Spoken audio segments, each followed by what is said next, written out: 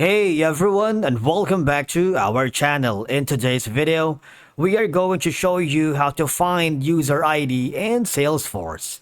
Let's begin. Now the first thing that you need to do is to log in using your credentials. If this is your first time in Salesforce, I want you to click the sign up option.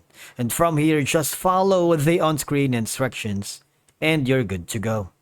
In Salesforce, every record has a unique Salesforce ID, also known as the record ID, which is used to identify it. Because Salesforce IDs are typically 15 characters, which is case sensitive, or sometimes 18 characters.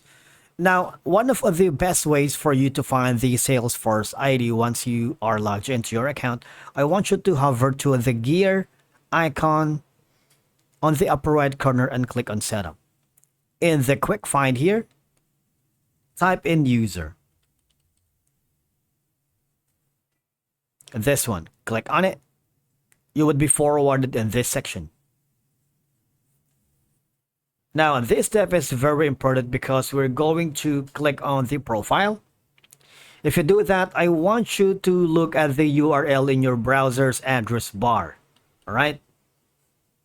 And as you can see, it would look something like this.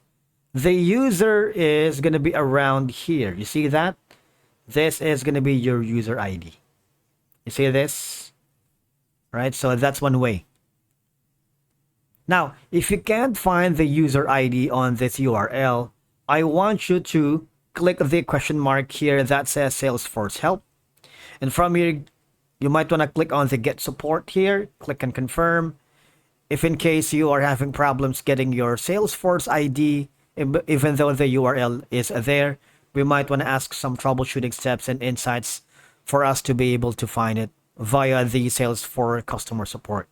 Now, what will happen is you would be forwarded here, and there is an option that says create a case. Click this option right here. Wait for it to load. Put in the subject or questions. And if you wanted to enter an email or collaborators, you are welcome to do so. All right. And now, as you can see, the potential solutions for that in case you're having problems is finding via the help articles and supporting documentation will appear here based on their issue description. Otherwise, again, you can drop some screenshots of the trouble that you're experiencing. Click on create a case and one of the support staff will give you insights and troubleshooting steps on how to fix them. Thank you so much for watching. We will see you again in the next video.